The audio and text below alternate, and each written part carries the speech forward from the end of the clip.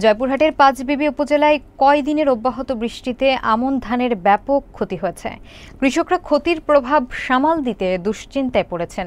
উপজেলার কৃষি কর্মকর্তা এবং স্থানীয় নেতারা দ্রুত ক্ষতিপূরণের জন্য প্রশাসনের সহযোগিতা চেয়েছেন। বিস্তারিত দেখুন আব্দুল কায়ুমের প্রতিবেদনে। বঙ্গোপসাগরে সৃষ্ট নিম্নচাপের কারণে জয়পুরহাটের পাঁচবিবি উপজেলার বিভিন্ন এলাকায় কয়দিনের অব্যাহত বৃষ্টি এবং হালকা বাতাসে আমন ধানের গাছগুলো মাটিতে নুয়ে পড়েছে।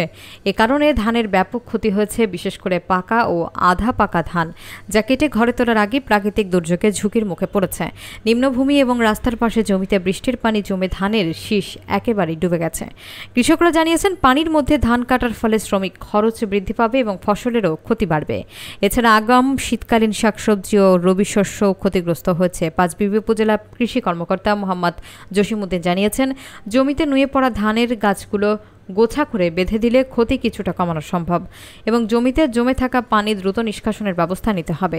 কৃষক দলের আহ্বায়ক সাবেক ইউপি সদস্য রাহিদ হোসেন বলেন, বৈরী আবহাওয়ার কারণে কৃষকেরা ব্যাপক ক্ষতিগ্রস্ত হয়েছে এবং তিনি স্থানীয় প্রশাসন ও জেলা প্রশাসনের কাছে আবেদন জানান ক্ষতিগ্রস্ত কৃষকদের সহায়তা করা হোক। বর্তমানে পরিস্থিতিতে কৃষকরা দিশেহারা হয়ে পড়েছেন এবং জরুরি সহায়তা কামনা করছেন।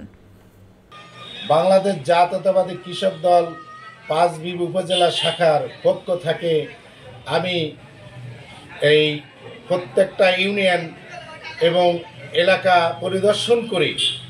আমি যে সামনে প্রাকৃতিক দুর্যোগ গেল, এই দুর্যোগে যে পরিমাণ ধানের ক্ষতি হয়ে গেছে, এটা কৃষকের জন্য অত্যন্ত কষ্টদায়ক এবং অনেক তার ক্ষতি সাধন হয়ে গেছে।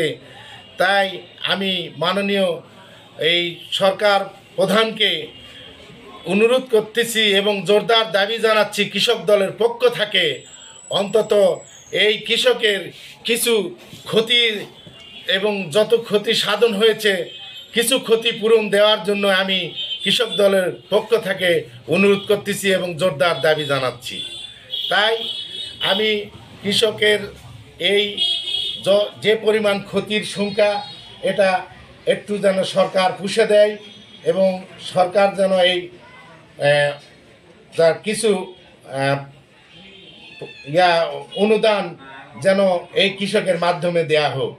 কারণ আমি দেখলাম প্রত্যেকটা ইউনিয়নে, পাঁচবিবি উপজেলার প্রত্যেকটা ইউনিয়নের এই ক্ষতিটা হয়ে গেছে। তাই প্রত্যেকটা ইউনিয়নের পক্ষ থেকে, পাঁচবিবি উপজেলার পক্ষ থেকে সরকার এবং সরকারি কর্মকর্তা, ইউনো, ডিসি, এসপি সহ সবার কাছে আমার অনুরোধ, এই কৃষকের যেন একটা সুব্যবস্থা করা হয়।